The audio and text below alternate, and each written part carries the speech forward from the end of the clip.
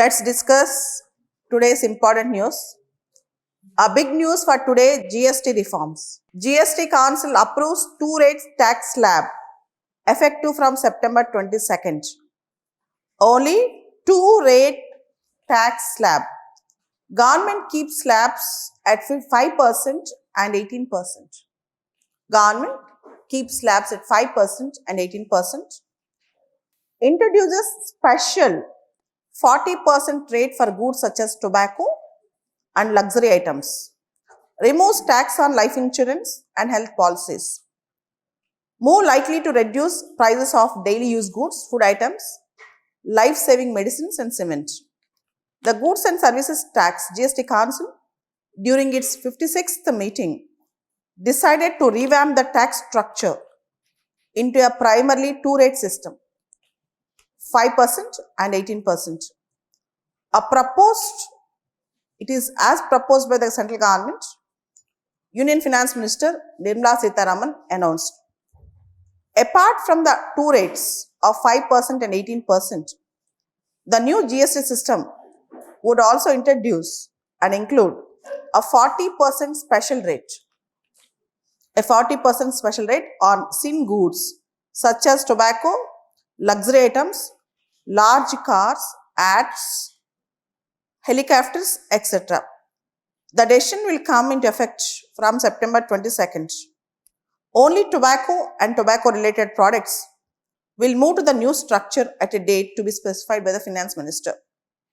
The government also calculated that the net fiscal implication of the rate cuts based on consumption patterns in 2023-2024 would be 48,000 crores.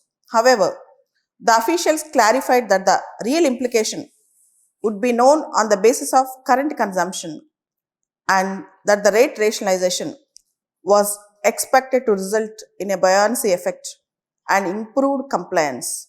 Buoyancy effect and improved compliance. And first of all, you should know the GST regime in India started in 2017, July 1st, and after that, there are many challenges and initial glitches.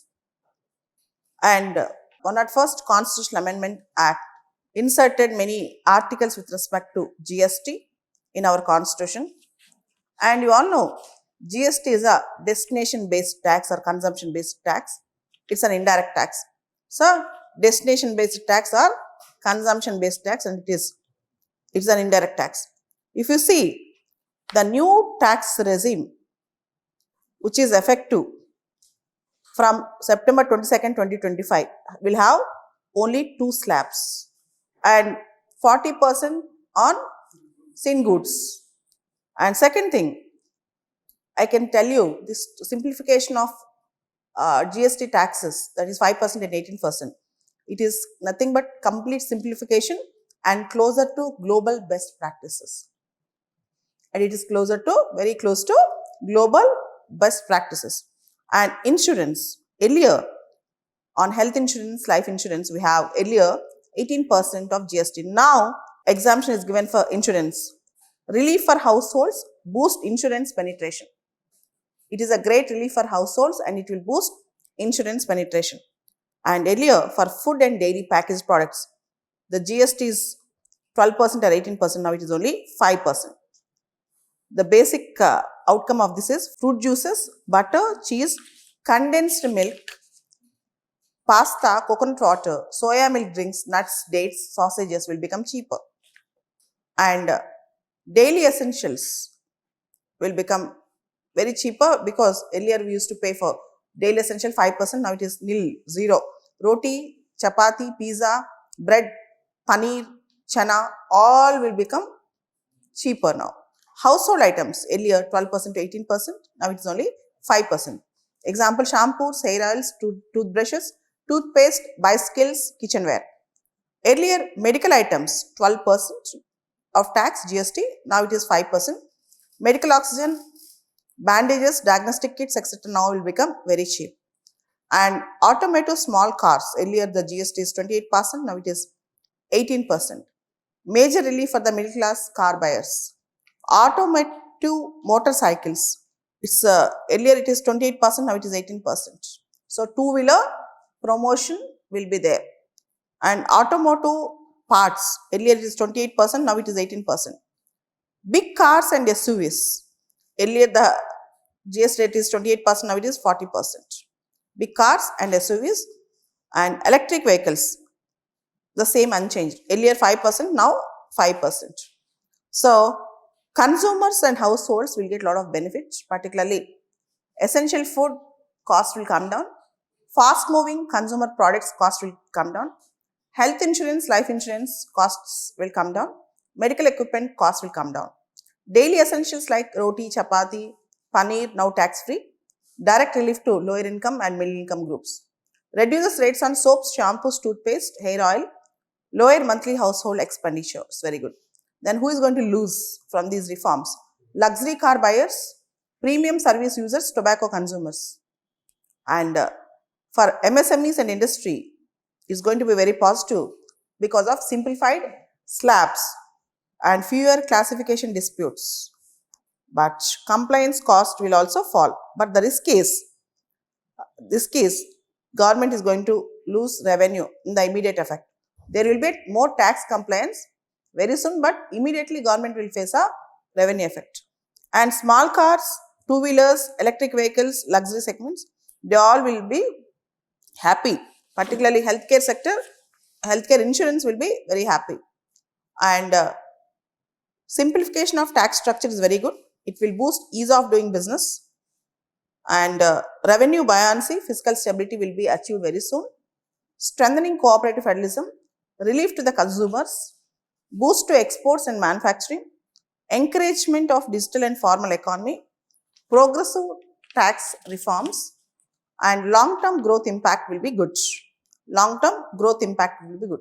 If you see in macroeconomic terms, inflation management, boost to consumption, formalization of Indian economy, and adopting the global best practices. Adoption of global best practices. But the challenge is revenue uncertainty, as government itself is calculating 48,000 crores immediate loss will be there for the government. And transition is very difficult to transition now from that slab to this slab, because government has to face a lot of heat with respect to monetary terms, and how they're going to pacify the states also is very important question. So anyhow, GST 2.0 Diwali gift have come much earlier than Diwali by the government. Let's hope low income and middle income groups will feel very happy with these reforms. Coming back, governors must act forthwith on bills, states argue in Supreme Court. Forthwith means quickly, without much delay, immediately. Forthwith means quickly, without much delay, immediately. Governors create conflict by sitting over bills for years. Their doubts about the constitutionality of the bills is bogey. Kapil Sibal, Council for West Bengal. States ruled by non-BJP parties argued in the Supreme Court that even a 3-month deadline given to the Tamil Nadu governor may be too long, and state bills presented to the governor must be assented to by these titular heads forthwith. Governor is called as titular head by the councils who represent the non-BJP ruled states. Forthwith means immediately. Once a bill comes to the table, they have to sign it immediately. West Bengal, Karnataka and Himachal Pradesh said that the will of the people, which the proposed laws manifest, cannot be sacrificed on the altar of the whims and fancies of the governors. They said sitting over bills was a quiet disguise for denying assent, but without necessarily having to return the proposed laws to the legislation for reconsideration. So, intelligently they are sitting over the bills without sending them back. Delay is nothing but they don't want to sign on the bills. So, hot arguments are going on between states and the center in the Supreme Court with respect to the powers of governor. Is the governor position in the Indian setup, is it really titular? Anyhow, we are going to discuss today in our polity class the same topic. Coming back, day after suspension, Kavita quits BRS. So, anyhow, interestingly, sisters play a great role in Indian politics. Supriya Sule, Sharmila, Kanimoli, now Kavita. including Priyanka Gandhi. Sisters are playing great role in Indian politics. It's a wonderful moment where in family feuds, family politics, sisters are playing crucial role. Coming back, Sri Lankan Tamils get exemption. Sri Lankan Tamils get exemption. Union government exempts Sri Lankan Tamil refugees who came before January 9, 2015 from penal provisions. The Union Home Ministry of India has exempted Sri Lankan Tamil refugees who came to India before January 9, 2015 from penal provisions if found to be without valid passports, travel documents or visa. India does not recognize refugees, and the exemption effectively means that Sri Lankan Tamilians registered with government will not be treated as illegal immigrants. It's a very important decision by the Union Government Home Ministry. Sri Lankan Tamilian refugees who came to India before January 9th, 2015. Why January 9th is significant? January 9th is a Pravasa Bharati Divas. Exactly, January 9th to 1915, the greatest Pravasi Gandhi returned to India. So, those Sri Lankan Tamilian refugees who came to India before January 9th, 2015, though they don't possess valid documents, they will not be treated as illegal immigrants in India. It's a path-breaking move, and you are expected to know more about Sri Lankan crisis, which will be taught by Raja sir in the class. He will tell you. Sri Lankan crisis మొత్తం మీకు ఆయన videos చేసి చూపిస్తారు. Next important news. This is also big news. This I'm facing it every day. Airports may charge fees on wheelchair use. Airports may charge fees on wheelchair use. The Directorate General of Civil Aviation (DGCA) has proposed that airlines offer paid assistance to passengers without mobility issues or disabilities to curb the alleged misuse of wheelchairs. It suggests documentation to verify any physical or mental challenges for free assistance to those with disabilities or restricted mobility. Airports too will have to ensure that card drop-off points at airport entrances are earmarked for air travelers without special needs, and that these remains unobstructed and available for use. So, this is a story.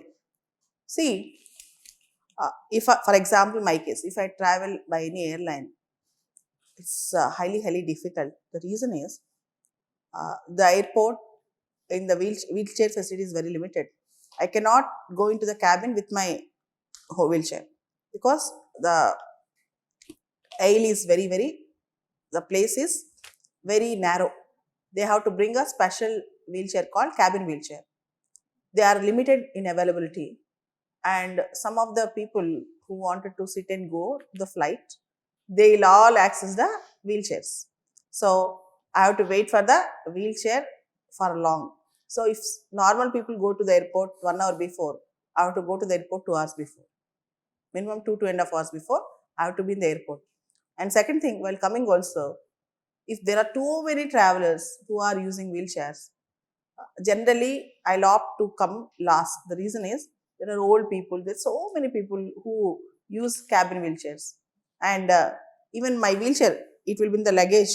I have to collect it and it will come in the last, not on the regular belt. It will come, it will be taken, come in the last separately. So whenever I go, I have to put a lot of my energy and time to collect all my items and also to get a cabin wheelchair.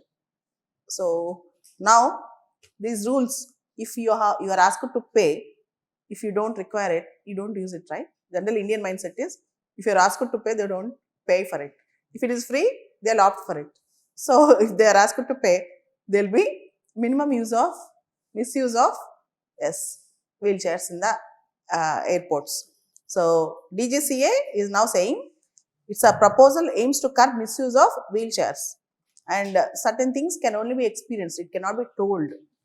Once you experience, you will understand. Many times in the last 6 months, whenever my flight is the last flight 11:30, I'm in the airport up to 2:30 to get my assistance and to get my wheelchair back. These two things. So almost time is up, time is done. Coming back, next important news. Bhutan Prime Minister Shering Tobgay to visit India from September 3rd to September 6th. Bhutan Prime Minister Shering Tobgay. Bhutan Prime Minister Shering Tobgay. I'm repeating. Bhutan Prime Minister Shering Tobgay, accompanied by his spouse and other officials, will have an official visit to India from September 3rd to September 6th. And this is very important as Bhutan King and Bhutan Prime Minister, both the visits are very crucial for India. India-Bhutan relations are very important as Bhutan is a member of SAARC and Indian rupee has a legal tender in Bhutan, and in India, Bhutan has a lot of goodwill, and in Bhutan, India has a lot of goodwill. And Bhutan, there is a Gelepu International City project which is being supported by India. And hydroelectricity relation between India and Bhutan is very, very crucial. And Punaschengu and other hydroelectric power projects are being supported by India. And Bhutan follows constitutional monarchy. There is a constitution in Bhutan, and earlier in 1949-50 we have a India-Bhutan Friendship Treaty where India can interfere in the matters of Bhutan's internal affairs with respect to defense and other relations. But in 2008, this friendship treaty was revived, 2007-2008, and India now will not interfere in the Bhutan's internal affairs. More importantly, China always plays a important card with Bhutan, and China wanted to take away Chumbi Valley place from Bhutan. And Bhutan is sandwiched between India and China during Doklam issue. Bhutan have become the middle country, and India-China-Bhutan tri-junction area, China wanted to construct Doklam. So, India-Bhutan relations are very important in our exam. Coming back. India EFTA trade pact come into force from October 1st, Switzerland. The free trade agreement between India and European Free Trade Association. The free trade agreement between India and European Free Trade Association, which also promises infusion of $100 billion direct investments in the country from the bloc of 4 members, Iceland, Liechtenstein, Norway and Switzerland, will be operational from October 1st. It's very important, which you need to understand. There is a group called European Free Trade Association. It has 4 members. Iceland, Liechtenstein, Norway and Switzerland. And last year, 2 years back, a EFTA trade pact was signed between India and EFTA. Trade pact was signed between India and EFTA. And do you know the greatness of this trade pact? This trade pact has promised $100 billion investment, and first time a trade pact have given a time boundness. It have given a time bound mechanism where through a particular time of 15 years. In 15 years, $100 billion direct investment will be done. And Trade and Economic Partnership Agreement is called TREPA. Between India and EFTA, there is a trade agreement which was signed called TEPA. This is a possible prelims question. TEPA was signed between, or EFTA members are, and possible IR question. Recent trade pacts, particularly time boundness. Generally in trade pacts, they don't mention time limits. But the TEPA, Trade and Economic Partnership Agreement signed between India and EFTA, has a time-bound investment plan where they are going to invest $100 billion in 15 years. So, very important news which you need to, it is coming into force from October 1st.